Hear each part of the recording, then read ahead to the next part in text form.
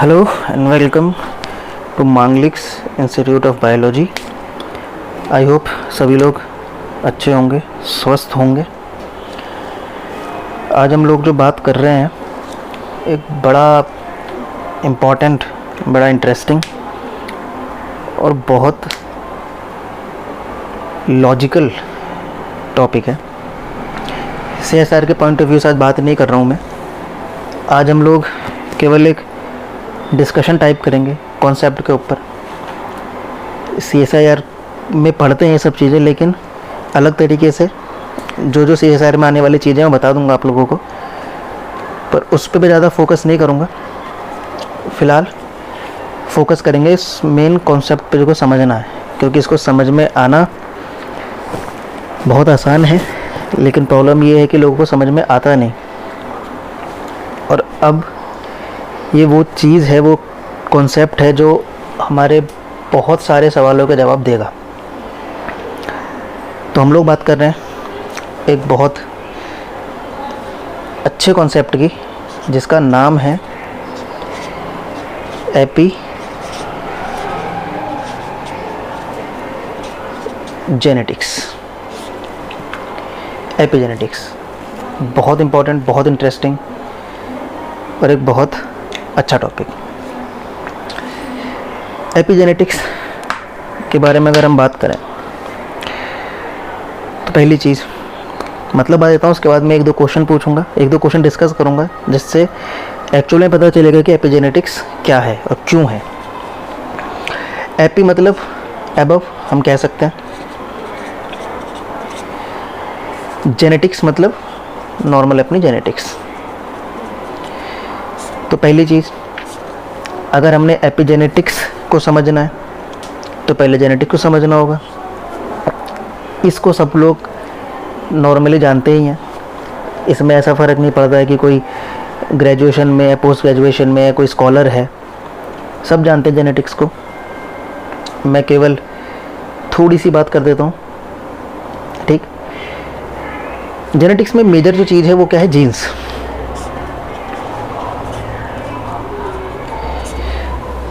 Jeans क्या है उसके लिए पहले हम देखते हैं DNA। तो बहुत बेसिक जेनेटिक्स से स्टार्ट कर रहा हूँ, डिटेल में नहीं बताऊँगा, बहुत सिंपल तरीके से शॉर्ट में, कि हमारे पास है एक DNA डबल हेलिक्स, ठीक। डायग्राम बड़ा गंदा सा बना, पर कोई नहीं। ये कुछ इस टाइप का हमारा DNA है, ठीक है, जो मिलके बना है हमारे 4 बेसिस से ATCG। ये 4 लेटर्स हैं जो पूरी दुनिया में सारे लिविंग थिंग्स को कंट्रोल कर रहे हैं। ATCG जो हमारे, जिनको हम बोल देते हैं नाइट्रोजनस बेस, जो हमारे DNA में बेस पेयरिंग कराते हैं। AT के साथ बॉन्ड बनाता है 2 हाइड्रोजन बॉन्ड, CG के साथ 3 हाइड्रोजन बॉन्ड बनाता है, बस ये। और ऐसा ही पूरा एक DNA का सीक्वेंस होगा, जिसमें रैंडमली मतलब हमारे हिसाब से नहीं, जैसे कोई DNA सीक्वेंस है ATC TC GTC ATC what ever it is, ये मान लिया एक DNA का स्ट्रेच है, ठीक। इस DNA में वो पार्ट जो किसी टाइप के RNA को बनाएगा उसको हम बोलते हैं जीन, ठीक है। यानी कि अगर इतना बड़ा कोई DNA है, उसमें से ये पार्ट किसी टाइप का RNA बना रहा है, तो हम इसको बोल सकते हैं कि ये जीन है। डेफिनेशन बोल देते हैं, functional part of DNA is called gene, right. तो जीन वो है जो किसी भी टाइप का RNA बना रहा है। अगर ये मान लो mRNA है, तो इससे आगे जाके कोई स्पेसिफिक टाइप का प्रोटीन बन जाएगा, और वो प्रोटीन आगे जाके किसी भी तरह के कैरेक्टर या बिहेवियर को शो कराएगा। तो जीन कुछ नहीं है, जीन अल्टीमेटली क्या है कि अगर ये पूरा DNA है, तो इसमें ऐसी ही कोई न्यूक्लियोटाइड या नाइट्रोजनस बेस का एक सीक्वेंस होगा, तो वही कोई सीक्वेंस यहाँ पे होगा। ये सीक्वेंस जब ट्रांसक्राइब होगा, DNA से RNA को बनने को हम बोलते हैं ट्रांसक्रिप्शन, ठीक। तो RNA बना देगा। अगर mRNA है तो वो ट्रांसलेट होके क्या बना देगा? किसी टाइप का प्रोटीन, और ये प्रोटीन आगे जाकर रिएक्शंस में पार्टिसिपेट करेगा, कुछ भी काम कर सकता है, वॉटेवर, हम इसकी बात नहीं कर रहे हैं, ठीक है। तो ये है जेनेटिक्स। जेनेटिक्स क्या बोलता है? जेनेटिक्स ये बोलता है कि हमारे पास जो भी करेक्टर्स हैं, जो भी हमें दिख रहा है, जो भी हमारी मॉर्फोलॉजी है, जो भी हमारा बिहेवियर है, उसको कंट्रोल करता है, इसको रेगुलेट करता है जीन। यानी कि अल्टीमेट जो हमारा कंट्रोलिंग एलिमेंट है वो है जीन, या हम कह सकते हैं डीएनए।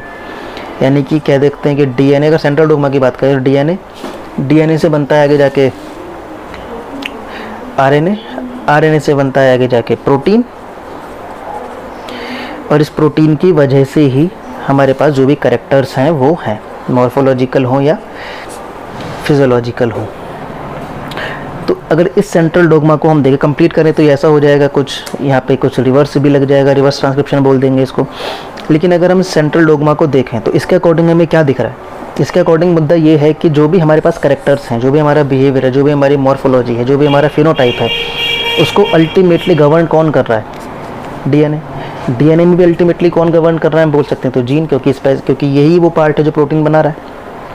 तो जेनेटिक्स ये बोल रहा है कि जो भी हमारे पास कैरेक्टर्स हैं, जो भी हमारे पास मॉर्फोलॉजी है, जो भी हमारे पास फिजियोलॉजी है, उसको अल्टीमेटली जो कंट्रोल कर रहा है वो डीएनए, यानी कि डीएनए की सुप्रीमेसी है। डीएनए एक बोल दो कि गॉडफादर है जो सारे काम करा रहा है, ये कहता है जेनेटिक्स। लेकिन अगर हम ये मान लें कि जीन्स या डीएनए ही हैं जो एक्चुअल में जो हम हैं उसके लिए रिस्पॉन्सिबल है, तो बहुत सारे सवाल आ जाते हैं कि सिर्फ डीएनए या सिर्फ जीन या सिर्फ न्यूक्लियोटाइड का सीक्वेंस हमारे हर कैरेक्टर को कंट्रोल नहीं कर सकता। बहुत सारी चीज़ें ऐसी हैं जो बियॉन्ड द जेनेटिक्स चली जाती हैं। जैसे कि एक सवाल जो हमारे दिमाग में आता रहता होगा वो ये है कि सपोज़ दो भाई हैं या दो ट्विंस, सबसे अगर एपिजेनेटिक्स समझना है, एपिजेनेटिक्स को सोचना है, तो उसके लिए सबसे अच्छा एग्जांपल मेरे हिसाब से होना चाहिए ट्विंस का, है ना। ट्विंस, आइडेंटिकल ट्विंस, माना एक भाई ये है, दूसरा भाई ये है, दोनों आइडेंटिकल ट्विंस। आइडेंटिकल ट्विंस का मतलब क्या है कि इनके पास में जो इनका जेनेटिक मेकअप है, जो इनके पास में डीएनए है, जो इनके पास में जीन है, जो इनके पास में न्यूक्लियोटाइड का सीक्वेंस है, वो ऑलमोस्ट सेम है, सिमिलर भी नहीं, ऑलमोस्ट सेम है, या फिर कह सकते हैं कि आइडेंटिकल ही हैं दोनों के दोनों, on the basis of their DNA, on the basis of their gene, on the basis of their nucleotide sequence. Identical twins हैं, सब कुछ सेम है, डीएनए, जीन्स, न्यूक्लियोटाइड का सीक्वेंस। लेकिन क्या ये दोनों इंडिविजुअल, जो भी ये भाई बहन जो भी हैं, ये ए और बी, क्या ये हर तरीके से एक जैसे होंगे? यानी कि इनकी चॉइस, इनकी हॉबी, इनकी हैबिट, इनकी सोच, इनकी पसंद, इनके बात करने का तरीका, इनके चलने फिरने का तरीका, जैसे जुड़वा पिक्चर में दिखा देते हैं कि एक भाई ने पलटी मारी तो दूसरा भी पलटी मार रहा है, एक भाई ने किसी को मुक्का मारा, दूसरा भी उसी तरीके से मुक्का मारा है। प्रैक्टिकली ऐसा पॉसिबल नहीं। हमने जब भी देखा होगा, अगर कोई आइडेंटिकल ट्विंस होंगे भी तो उनके पास हर चीज़ सेम है डीएनए लेवल पे, लेकिन फिर भी उनका बिहेवियर, उनकी चॉइस, सब कुछ डिफरेंट है। वो कैसे है? अगर हर चीज़ डीएनए, हर चीज़ जीन या हर चीज़ न्यूक्लियोटाइड का सीक्वेंस ही कंट्रोल कर रहा है, तो ये कैसे पॉसिबल है कि जिनके पास में, जो दो इंडिविजुअल के पास में जेनेटिक लेवल पर मैक्सिमम सिमिलैरिटीज़ हैं, आइडेंटिकल हैं दोनों जेनेटिक लेवल पे, फिर भी उनके बीच में डिफरेंस क्यों है? एक इंडिविजुअल ऐसा है जिसको स्पोर्ट्स में इंटरेस्ट है, एक इंडिविजुअल ऐसा है जिसको पढ़ाई में इंटरेस्ट है, एक इंडिविजुअल ऐसा है जो हेल्दी है, एक इंडिविजुअल ऐसा है जो बहुत स्किनी है, पतला सा है, एक ऐसा है जो बहुत एटिकेट्स वाला है, बातें अच्छे से करना, सॉफ्ट तरीके से रहना, एक मारधाड़ वाला है। ऐसा क्यों है फिर? अगर हर चीज़ डीएनए, हर चीज़ जीन ही कंट्रोल कर रहे हैं, तो फिर आइडेंटिकल ट्विंस होने के बाद, सब कुछ सेम होने के बाद भी अलग क्यों है? अगर एक को बर्गर पसंद है, दूसरे को भी बर्गर पसंद होना चाहिए। अगर एक को मैथ्स इंटरेस्टिंग लग रहा है, दूसरे को मैथ्स इंटरेस्टिंग लगना चाहिए। अगर एक हेल्दी है, दूसरा भी हेल्दी होना चाहिए। अगर हम जेनेटिक्स के पॉइंट ऑफ व्यू से ये बात करें कि सब चीज़ हमारा डीएनए कंट्रोल कर रहा है, लेकिन डिफरेंस है, तो इसका आंसर कौन दे कि जब इन पे जेनेटिक लेवल पे सिमिलैरिटी है, आइडेंटिकल है, तो ये डिफरेंट क्यों है? इनका बिहेवियर, इनका सोशल इंटरेक्शन, इनकी बातें, इनके हॉबीज़, इनके चाल चलन, सब कुछ अलग है एक दूसरे से, क्यों है? डीएनए सब में सेम है। अगर डीएनए का सीक्वेंस इसमें ये है तो इसमें भी यही है सेम, लेकिन फिर भी डिफरेंट है, यानी कैरेक्टर्स डिफरेंट है, बिहेवियर डिफरेंट है, जबकि डीएनए सेम है। तो इस सवाल का जवाब अगर जानना है तो हमको पहुंचना पड़ेगा वापस से एपिजेनेटिक्स के ऊपर। ठीक, एक सवाल और बड़ा अच्छा सा, एपिजेनेटिक्स में जितने सवाल दिमाग में आ रहे हैं उनसे ही एपिजेनेटिक्स का जवाब मिलेगा, समझ में आएगी। एक ये है कि अगर एक ह्यूमन बॉडी है, मेरी ड्राइंग बहुत गंदी सी है तो ड्राइंग पे ध्यान मत देना, हो सकता है बैकग्राउंड नॉइज़ भी आ रहा हो, कोशिश मैं कर रहा हूँ अपनी तरफ से कि कम से कम हो, पर कंटेंट पे थोड़ा ध्यान दोगे तो अच्छा लगेगा। मान लिया कि एक ह्यूमन बीइंग है, इसकी ये बॉडी है, ठीक है। अब ये जो ह्यूमन बीइंग है अल्टीमेटली बना तो ये एक ही सिंगल सेल से, इसको हम जाइगोट बोल देते हैं। इस जाइगोट से अल्टीमेटली डेवलपमेंटल प्रोसेस की हेल्प से एक पूरा इंडिविजुअल बना है। इस जाइगोट के पास, अगर मैं इसको जाइगोट बोल दूं, तो इस जाइगोट के पास में 46 क्रोमोसोम्स हैं, यानी कि 23 पेयर्स हैं। मेल है फीमेल है उससे उसकी बात नहीं कर रहा हूँ, 46 क्रोमोसोम है, यानी कि अगर इस एक सेल के पास में 46 क्रोमोसोम है तो इससे बनने वाली सारी सेल्स, क्योंकि जो सेल्स बनेंगे वो माइटोसिस के थ्रू बनेंगी, तो हर एक सेल के पास में यही 46 क्रोमोसोम जाएंगे। क्रोमोसोम अगर नहीं पता तो बता देता हूँ कि जो हमारा डीएनए है, जब ये कॉम्पैक्टली अरेंज हो जाता है तो कुछ इस तरह के स्ट्रक्चर बनाता है, इसको हम बोलते हैं क्रोमोसोम।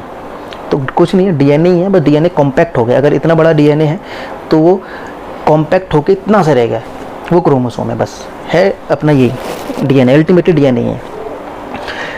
तो एक जाइगोट के पास में 46 क्रोमोसोम है, 23 उसकी मदर से आएगा, 23 उसके फादर से आएगा, अल्टीमेटली सेल के पास में 46 क्रोमोसोम हैं। अब इस जाइगोट में माइटोसिस होगा और माइटोसिस की वजह से, डेवलपमेंटल प्रोसेस की वजह से एक पूरा इंडिविजुअल डेवलप होगा। अब जो 46 क्रोमोसोम या जो 46 डीएनए या जो 46 डीएनए में जितने भी टाइप के जीन्स हैं वो सारे के सारे इस एक सेल के पास में प्रेजेंट हैं। तो जब इस सेल से आगे नई सेल्स बनेंगे तो उन सब के पास में भी सेम इन्फॉर्मेशन पहुंचेगी। सेम इन्फॉर्मेशन पहुंचने का मतलब क्या है कि इससे बनने वाली है आगे जितनी भी सेल्स बनेंगी सबके पास में सेम 46 क्रोमोसोम पहुंचेंगे, यानी सबके पास में सेम डीएनए पहुंचेगा, यानी कि सबके साथ में सेम जीन्स पहुंचेंगे। अब अगर हमारी बॉडी की हर एक सेल के पास पूरे 46 क्रोमोसोम में, पूरे हमारी बॉडी की सेल्स के पास में, हर एक सेल के पास में वही सेम डीएनए, वही सेम जीन है, तो ऐसा क्यों नहीं होता कि हमारे सर के ऊपर दांत आ रहे हैं, राइट, हमारी नोज़ के ऊपर नेल्स आ गए, हमारी आँखों में, हमारी आई बॉल्स में नेल्स डेवलप होने स्टार्ट हो गए। बड़े गंदे से एग्जाम्पल हैं, अच्छे से ले लेते हैं। ऐसा क्यों होता है कि जो इंसुलिन है हमारा, सबने जाना पहचाना है, कहाँ से सीक्रेट होता है, पैनक्रियाज से। ऐसा क्यों है कि इंसुलिन केवल पैनक्रियाज में ही बन रहा है, या कोई भी चीज़, कुछ एंजाइम्स ऐसे हैं जो केवल लिवर में बन रहे हैं, कुछ चीज़ें ऐसी हैं जो केवल ब्रेन सेल्स में बननी है, कुछ ऐसे जो केवल कार्डियक सेल में, हार्ट सेल में बननी है। ऐसा क्यों है? अगर हर एक सेल के पास में सेम डीएनए है, सेम जीन्स हैं, सेम जेनेटिक इन्फॉर्मेशन है, तो ऐसा क्यों है कि हर एक ऑर्गन में डिफरेंट जीन्स काम कर रहे हैं? अगर इंसुलिन का जीन पैनक्रियाज में है, पैनक्रियाज की सेल में है, तो इंसुलिन का जीन तो कार्डियक सेल में भी है, इंसुलिन का जीन तो लिवर की सेल में भी है। तो इंसुलिन कार्डियक सेल में क्यों नहीं बनता, इंसुलिन लिवर से क्यों नहीं बनता, इंसुलिन ऐसा क्यों कि केवल पैनक्रियाज से ही बन रहा है? अगर डीएनए ही है सब कंट्रोल करने वाला, तो जहाँ जहाँ डीएनए होगा वहाँ वहाँ जीन होगा, जहाँ जहाँ जीन होगा वहाँ वहाँ आरएनए प्रोटीन बनेगा, प्रोटीन बनेगा इसका मतलब इंसुलिन बनेगा। तो हमारी हर सेल में इंसुलिन बनना चाहिए, क्यों नहीं बनना? अगर इस इंसान के हाथ की सेल्स में इंसुलिन का जीन है, पेनक्रियाज की सेल में इंसुलिन का जीन है, इसके फेस की सेल में इंसुलिन का जीन है, इसकी मसल्स में, कार्डियक मसल्स में, स्केलेटल मसल्स में, हर जगह इंसुलिन का जीन प्रेजेंट है, तो ऐसा क्यों है कि केवल पेनक्रियाज के अंदर ही इंसुलिन बनना और कहीं बन ही नहीं रहा? तो इसका जवाब जेनेटिक्स नहीं दे सकता। अगर इसका जवाब जानना है तो हमको जाना पड़ेगा वापस से एपिजेनेटिक्स के ऊपर। तो एपिजेनेटिक्स क्या है? एपिजेनेटिक्स एक कंट्रोल है जो काम करता है जेनेटिक्स के ऊपर। Epigenetics is beyond the genetics, epigenetics is on top of genetics. तो इन सब चीज़ों से ये समझ में तो आ गया होगा कि अगर हम खाली जेनेटिक्स की बात करें तो हमारे बहुत सारे सवालों के जवाब हमको नहीं मिल सकते। ट्विंस एक जैसे क्यों नहीं है बिहेवियर में, जब सब कुछ इनके पास सेम है? हमारी हर सेल के पास जब सारी चीज़ें हैं तो वो सब सेल्स के काम अलग अलग क्यों हैं? वो अलग अलग जगह पे एक्सप्रेस क्यों हो रहे हैं? तो ये सब क्या है? ये सब एपिजेनेटिक्स ही है। और बहुत सारी चीज़ें एपिजेनेटिक्स में आती हैं। बहुत ब्रॉड, बहुत वाइड एरिया है एपिजेनेटिक्स के ऊपर। बहुत सारे रिसर्च पेपर्स नेचर में और दुनिया भर के जर्नल्स में पब्लिश होते रहते हैं। तो अगर हम बात करें कि अल्टीमेटली एपिजेनेटिक्स है क्या, एपिजेनेटिक्स होती क्या है, तो वो चीज़ें हैं जो जेनेटिक्स को कंट्रोल करती है। जो हमारे बिहेवियर को कंट्रोल कर रहा है वो एक्चुअल में हमारा जीन नहीं है, वो एक्चुअल में हमारे जीन्स के बाहर की बात है। अगर मैं बात करूं जीन्स की, जीन्स क्या कर सकते हैं? जीन्स कंट्रोल कर सकते हैं किसी कैरेक्टर को, किसी बिहेवियर को, लेकिन इन जीन को कौन कंट्रोल करेगा? जीन के पास में ये एबिलिटी नहीं है कि वो खुद को कंट्रोल कर सकें। Gene can't control themselves, genes can't regulate themselves, genes cannot decide when to express and where to express and how much they should express. उनको नहीं पता, जीन्स को नहीं पता कि उन्हें कब एक्सप्रेस होना है, कहाँ होना है, कितना होना है, होना भी है नहीं होना है। जीन्स किसी प्रोटीन को बना सकते हैं, जीन्स किसी कैरेक्टर को कंट्रोल कर सकते हैं, लेकिन जीन्स खुद को कंट्रोल नहीं कर सकते हैं कि जीन्स ये डिसाइड करेंगे कि अब मुझे ये बनाना है, मुझे वो बनाना है। जीन्स को कंट्रोल किया जाता है और जो जीन्स को कंट्रोल करता है उसे ही बोलते हैं हम लोग एपिजेनेटिक्स। और थोड़ा ब्रॉड लेके चलते हैं। मान लिया कि ये एक मान लिया ये लिवर सेल है, ये मान लिया कार्डियक सेल है, ये मान लिया पैनक्रियाज की सेल है, ठीक है। ये मान लिया लिवर, ये मान लिया पैनक्रियाज, ये मान लिया कार्डियक सेल, ठीक। सबके पास में वही 46 क्रोमोसोम है, सबके पास में सेम क्रोमोसोम है, सबके पास में सेम क्रोमोसोम है। सेम क्रोमोसोम का मतलब सबके पास में सेम डीएनए है, सबके पास में सेम डीएनए है तो सबके पास में सेम जीन है। फिर लिवर के अंदर अलग काम हो रहा है, पैनक्रियाज अलग चीज़ें बना रही है और कार्डियक या हार्ट सेल्स अलग चीज़ें बना रही हैं। सपोज करो पैनक्रियाज इंसुलिन बना रहा है, सबसे इजी एग्जांपल यही है। तो जब ये जीन सबके पास में है तो फिर पैनक्रियाज ही क्यों बना रहा है? तो इसका मतलब, इसका आंसर क्या हो सकता है?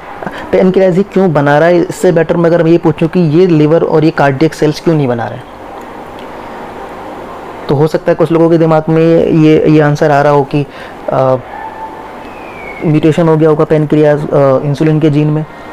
यानी कुछ लोगों के दिमाग में हो सकता है एक आंसर आ जाए कि इट मे पॉसिबल कि लिवर में या लिवर की सेल्स में इंसुलिन के जीन में म्यूटेशन हो गया हो, जिसकी वजह से इंसुलिन का जीन काम ना कर रहा हो, इसकी वजह से इंसुलिन ना बन रहा हो लिवर सेल में या कार्डियक सेल्स में। तो म्यूटेशन और एपिजेनेटिक्स बहुत अलग चीज़ें हैं। सबसे पहले ये डाउट क्लियर होना चाहिए, म्यूटेशन क्या है।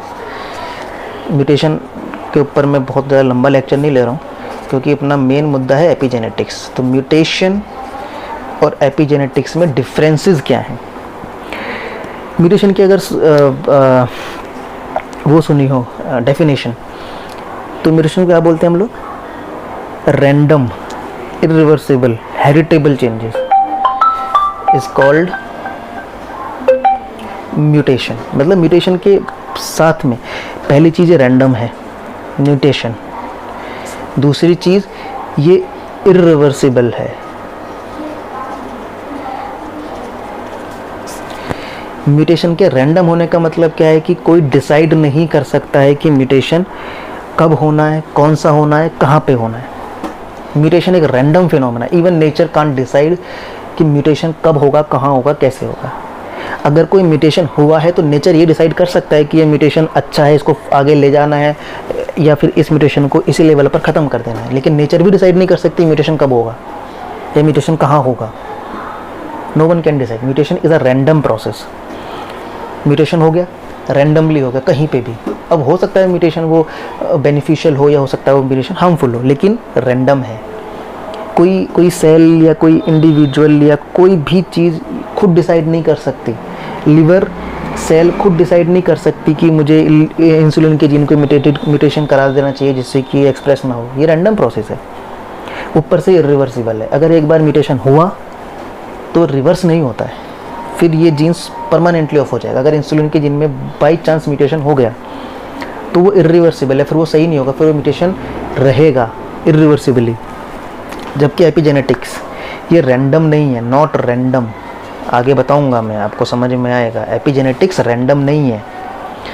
सेकंड चीज़, ये रिवर्सिबल होते हैं।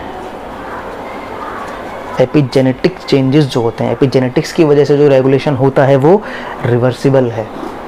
अगर एपिजेनेटिक्स ने जेनेटिक्स को कंट्रोल कर रखा है तो वो उसको इरिवर्सिबली कंट्रोल नहीं करती है। अगर एपिजेनेटिक्स की वजह से कोई जीन ऑफ है तो वो इरिवर्सिबली ऑफ नहीं होगा। तो म्यूटेशन और एपिजेनेटिक्स दोनों अलग चीज़ हैं। म्यूटेशन रैंडमली होगा, कोई डिसाइड नहीं कर सकता, कोई ये अपने हिसाब से नहीं कर सकता कि मुझे इस जीन को म्यूटेट करना चाहिए, इस जीन में म्यूटेशन कर देना चाहिए, इस जीन को ऑफ करना है तो म्यूटेशन कर दो। Mutation is a random process, irreversible. Mutation हो गया तो हो गया, फिर रिवर्स नहीं हो सकता है। या तो अगर बेनिफिशियल है तो नेचर उसको आगे सपोर्ट करेगी, आगे बढ़ा देगी। अगर नहीं है तो वो उसी लेवल पर उसको ख़त्म कर देगी, जिसको हम बोलते हैं नेचुरल सिलेक्शन एक टाइप से। एपिजेनेटिक्स अलग है, रैंडम प्रोसेस नहीं है, रिवर्सिबल है। एपिजेनेटिक चेंजेस रिवर्सिबल होते हैं, चेंज हो सकते हैं, चेंज भी हो सकते हैं, चेंजेबल हो सकते हैं। ठीक है। अब फिर मुद्दा ये है कि अगर लिवर, पैनक्रियास, कार्डियक सब सेल्स के पास में इंसुलिन का जीन है तो फिर वो इंसुलिन का जीन इन दोनों सेल्स में क्यों एक्सप्रेस नहीं हो रहा? म्यूटेशन हुआ नहीं है क्योंकि म्यूटेशन सेल डिसाइड नहीं कर सकती उसे कब, कहाँ, किस जगह पे म्यूटेशन कराना है और किस जीन में कराना है। तो म्यूटेशन का तो फंडा गायब ही है, म्यूटेशन तो हो ही नहीं सकता। तो फिर क्या हुआ?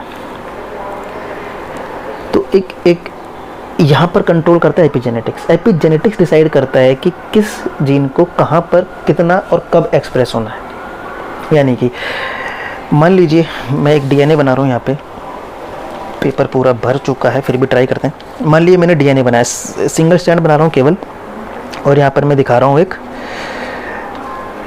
मान लीजिए एक जीन है, मान लीजिए दूसरा जीन है, मान लीजिए तीसरा जीन है। ऐसे होते नहीं, फिर भी दिखा रहा हूँ खाली मान के चलो। मान लिया जीन ए है, मान लिया जीन बी है, मान लिया जीन सी है। ये जीन कुछ प्रोडक्ट बनाएगा, ये जीन कुछ बनाएगा। मान लेते हैं चलो ये इंसुलिन बना रहा है, ठीक है। इस पे हम क्या मान के चलें? मान लिया कोई कार्डियक सेल का ये एंजाइम बना रहा है, और मान लिया ये कोई लिवर सेल का एंजाइम बना रहा है, मान लीजिए फॉस्फोराइलेज बना रहा है ये, मान लिया। अब इस एक डीएनए के पास में ये तीन जीन है, या तो इंसुलिन बनाएगा या कार्डियक, ऐसा नहीं है, हाइपोथेटिकल बताऊंगा, या तो इंसुलिन बनाएगा या कार्डियक या फॉस्फोराइलेज। ये पैनक्रियाज के लिए इंपॉर्टेंट है, ये हार्ट के लिए और ये लिवर के लिए। अब ये डीएनए हमारी बॉडी की हर एक सेल के पास प्रेजेंट है। ये लिवर सेल के पास भी है, ये कार्डियक सेल के पास भी है, ये पैनक्रियाज के पास भी है, ये आई के पास भी है, ये ब्रेन सेल्स के पास भी है, स्केलेटल मसल सेल के पास भी, हर किसी के पास में ये है। अब ये कौन डिसाइड करेगा कि पैनक्रियाज में ये दोनों नहीं केवल ये होगा, कार्डियक सेल में ये दोनों बंद होंगे, ये चालू हो जाएगा, म्यूटेशन करा नहीं सकते हैं? तो क्या हुआ? इसीलिए बोलते हैं कि डीएनए इज़ रिस्पॉन्सिबल, या डीएनए हमारे कैरेक्टर्स को कंट्रोल कर सकता है, लेकिन डीएनए को कंट्रोल डीएनए खुद नहीं कर सकता। एग्जाम्पल से मैं कोशिश करता हूँ समझाने की। अगर आप लोगों ने पियानो देखो, पियानो कीबोर्ड, उसमें कुछ black black black black keys होती हैं, कुछ white white white white keys होती हैं, ठीक। अब हर एक ब्लैक और हर एक वाइट की को अलग अलग जीन मान लीजिए कि ये मान लीजिए, ये जैसे मैं बोल रहा हूँ यहाँ पे एक ब्लैक की है और एक वाइट की है, फिर एक ब्लैक की है, फिर एक वाइट की है। तो ऐसे पूरा पियानो पे 50, 100, 150 बहुत डिफरेंट टाइप की कीज़ लगी हैं, ब्लैक एंड वाइट। अब हर की के पास में एक अलग ट्यून है, एक अलग सुर है, एक अलग पिच पे है, ए मेजर बी माइनर जो भी वो है, वट। अब इस एक पियानो में जो इतनी सारी कीज़ हैं, इन सब कीज़ के पास में इंफॉर्मेशन है कि वो जब एक सीक्वेंस में और एक तरीके से, स्पेसिफिक तरीके से ये वर्क करें, इनको प्रेस किया जाए तो ये कोई स्पेसिफिक टाइप की ट्यून निकाल सकती हैं। हर एक की के पास में एक स्पेसिफिक ट्यून है, एक स्पेसिफिक पिच पे है, एक स्पेसिफिक सुर है। अब पियानो को अगर हम बोल दें, सपोज़ करो हमें DDLJ की कोई ट्यून निकालनी है, DDLJ का गाना है तुझे देखा तो ये जाना सनम। अब ये गाने की ट्यून हम लोग पियानो से निकाल सकते हैं, लेकिन अगर हम खाली बाहर से बैठ के पियानो को बोलें कि चलो अपने आप से सेलेक्ट करो कौन सी की तुम्हें किस सीक्वेंस में प्रेस करनी है और निकालो ट्यून, तो क्या पियानो निकाल सकता है ट्यून? नहीं निकाल सकता। उसके पास में इंफॉर्मेशन है, उसके पास में वो सारी कीज़ हैं जो ज़रूरी हैं इस एक ट्यून को निकालने के लिए, लेकिन क्या वो निकाल सकता है? तो हम कह सकते हैं नहीं निकाल सकता। क्यों नहीं निकाल सकता? क्योंकि पियानो खुद अपने आप को कंट्रोल नहीं कर सकता। उसके लिए क्या करना है? अगर ट्यून निकालनी है, उसके लिए करना ये है कि एक आदमी आएगा, पियानो प्लेयर, वो आकर इन कीज़ को एक स्पेसिफिक सीक्वेंस में प्रेस करेगा, यानी कि वो इस पियानो को कंट्रोल कर रहा है और स्पेसिफिक सीक्वेंस में अपने हिसाब से, ज़रूरत के हिसाब से स्पेसिफिक कीज़ को स्पेसिफिक सीक्वेंस में प्रेस कर रहा है, जिसकी वजह से एक स्पेसिफिक ट्यून निकले जो हम चाहते हैं। अब यही पियानो के पास में कैपेसिटी है कि वो किसी और मूवी का गाना कि कोई और टाइप का सॉन्ग निकाल सके। जैसे मान लीजिए गाने भी याद नहीं आ रहे, जो भी गाना है, भुला देना मुझे टाइप, क्योंकि तुम ही हो। तो एक ही पियानो के पास में कैपेसिटी है कि वो हज़ारों लाखों ट्यून्स निकाल सकता है, लेकिन अपने आप तो नहीं निकाल सकता। हमें निकलवाना पड़ेगा अपनी नीड के हिसाब से। अगर मुझे चाहिए कि मुझे अभी क्योंकि तुम ही हो सॉन्ग की ट्यून निकालनी है, तो मुझे स्पेसिफिक कीज़ को अपने हिसाब से सेलेक्ट करके उनको प्रेस करना होगा स्पेसिफिक सीक्वेंस में। किसी और सॉन्ग की निकालेंगे तो उसके अकॉर्डिंग वो सीक्वेंस और कीज़ चेंज हो जाएंगी, किसी और की नहीं निकालेंगे तो वो सीक्वेंस और वो कीज़ फिर चेंज हो जाएंगी। तो अल्टीमेटली होना क्या है? अल्टीमेटली क्या है कि एक पियानो के पास में दुनिया भर की कीज़ हैं, दुनिया भर की हर एक अलग अलग की के पास में अलग अलग टाइप का सुर, अलग टाइप की पिच, अलग टाइप की ट्यून है, लेकिन वो अपनी मर्जी से कुछ भी ट्यून नहीं निकाल सकती जब तक उसको ऊपर से कोई पियानो प्लेयर कंट्रोल ना करे। यही चीज़ को आप सोच के देखो डीएनए के बारे में कि एक बहुत लंबा स्ट्रेच है डीएनए का। जैसे कि ये है, इसके पास में ये एक जीन है, ये दूसरा जीन है, ये तीसरा जीन है। अब मान लीजिए इसको मैं की बना, अगर मैं बोलूँ कि ये ब्लैक की है, ये वाइट की है और ये एक ब्लैक की है, पियानो के ऊपर देखा जाए। अब अगर मैं किसी पेनक्रियाज की सेल की बात करूँ, बीटा सेल्स की बात करूँ, तो डीएनए के पास इंफॉर्मेशन है कि वो इंसुलिन बना सकता है, लेकिन डीएनए को ये नहीं पता है कि मुझे इस सेल में इंसुलिन ही बनाना है। तो उस सेल को बताया जाएगा, यानी कि अगर मैं ट्यून बनाना चाह रहा हूँ तो मैं क्या करूँगा, इसको प्रेस करूँगा, इन दोनों को छूँगा भी नहीं, जिससे कि केवल मुझे इसी का एक्सप्रेशन सुनाई दे। तो अगर हमें पेनक्रियाज की सेल में ही इंसुलिन बनाना है तो हम क्या करेंगे, केवल इसको एक्सप्रेस कराएंगे और इसको बंद कर देंगे। डीएनए ने अपने आप को बंद नहीं करा है, डीएनए ने जीन्स को इनएक्टिवेट नहीं किया है, इसको कंट्रोल किया जा रहा है अबव, टॉप से। कोई दूसरा है जो ये कंट्रोल कर रहा है कि मुझे इस जगह पर ये जीन चाहिए, ये दोनों नहीं चाहिए, दोनों बंद करो। कार्डियक सेल, यही डीएनए जब कार्डियक सेल में होगा तो कार्डियक सेल में क्या किया जाएगा कि अब इसको ऑन किया जाएगा और बाकी दोनों को ऑफ कर दिया जाएगा। तो कहने का मुद्दा ये है कि एक्चुअल में सुप्रीमेसी डीएनए की नहीं है, एक्चुअल में रेगुलेट या कंट्रोल डीएनए नहीं करता है। डीएनए केवल एक टाइप का ब्लूप्रिंट है जिसको रीड किया जा सकता है, जिसको रीड करके हम लोग कुछ बना सकते हैं। लेकिन हम ये नहीं कह सकते हैं कि डीएनए खुद से खुद कुछ भी बना देगा। एक अगर घर बना रहे हो, घर का अपने आर्किटेक्ट से मैप बनवाया है, तो वो मैप क्या है, एक ब्लूप्रिंट है। अब हम उस मैप के भरोसे नहीं बैठे रहेंगे कि उस मैप को बिछा दिया हमने प्लॉट पर, हम सोच रहे हैं कि अब ये बनेगा, नहीं बनेगा। उसको पढ़ के, उस मैप को पढ़ के रीड करके हमें फिर कंट्रोल करना होगा और हम फिर पूरी बिल्डिंग तैयार करेंगे। एक पियानो के पास सब कुछ है फिर भी वो ट्यून नहीं निकाल सकता, उसको कंट्रोल करना पड़ेगा कि कौन सी की हमें किस गाने के लिए किस सीक्वेंस में प्रेस करनी है।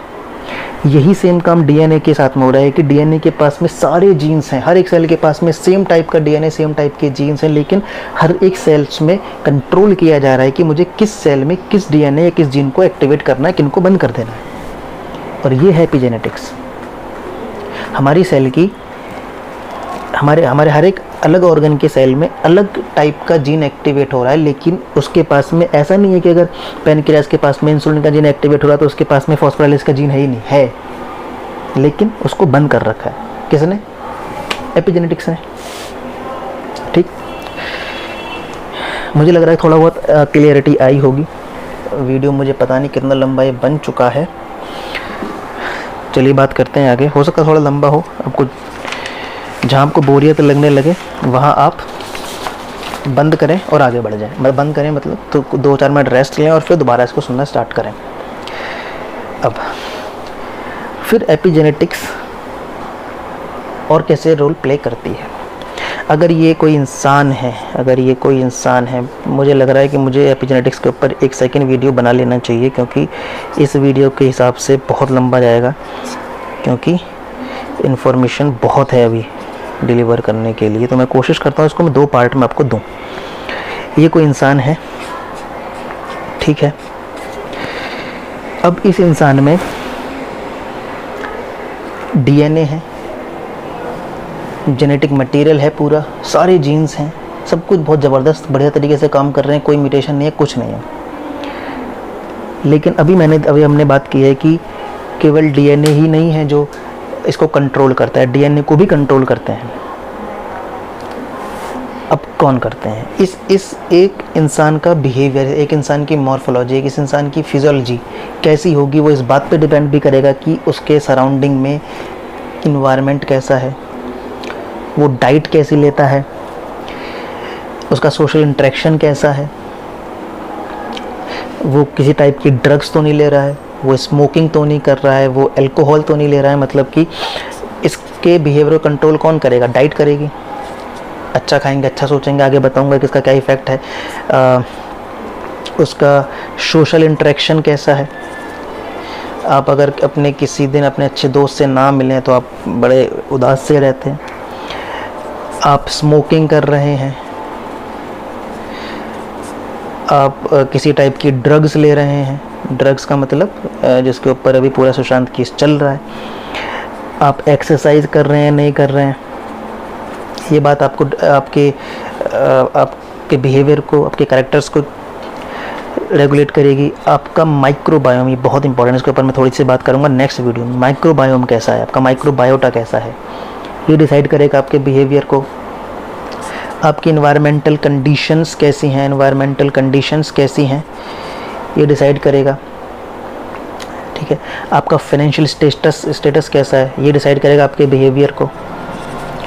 आप बहुत अमीर हैं, आपके पास बहुत पैसा है, आपने कोई बिज़नेस स्टार्ट किया, आपका बिज़नेस बहुत अच्छा चल गया, आपने कोई बिज़नेस स्टार्ट किया, आपका बिज़नेस सही नहीं चल रहा है, ठीक है। और भी दुनिया भर की चीज़ें हैं जो एक इंसान को बिहेवियर को कंट्रोल करती हैं, और वही कंट्रोल है एपिजेनेटिक्स। इस एक इंसान के बिहेवियर को केवल इसका डीएनए कंट्रोल नहीं कर रहा है, उसका फाइनेंशियल स्टेटस, उसकी डाइट, वो जंक फूड खा रहा है या हेल्दी फूड खा रहा है, सोशल इंटरेक्शन कैसा, किसके साथ, कैसे लोगों के साथ में रह रहा है, किन के साथ मिल रहा है, कैसे बातें कर रहा है, स्मोकिंग तो नहीं कर रहा है, ड्रग्स तो नहीं ले रहा है, एक्सरसाइज कर रहा है, माइक्रोबायोम है उसका, एनवायरमेंटल कंडीशंस हैं, फाइनेंशियल स्टेटस है, कोई थेराप्यूटिक ड्रग्स हैं जो वो दवाइयाँ ले रहा है, थेराप्यूटिक ड्रग्स, बहुत सारी चीज़ें हैं जो इस एक इंसान के बिहेवियर को चेंज करेंगे। और यही है एपिजेनेटिक, जो हमारे बहुत सारे सवालों के जवाब दे सकता है। तो अभी इस वीडियो को मैं यहीं रोकता हूँ, मुझे नहीं पता कितना लंबा गया है वीडियो, इससे आगे की बात करते हैं नेक्स्ट पार्ट में। Thank you so much.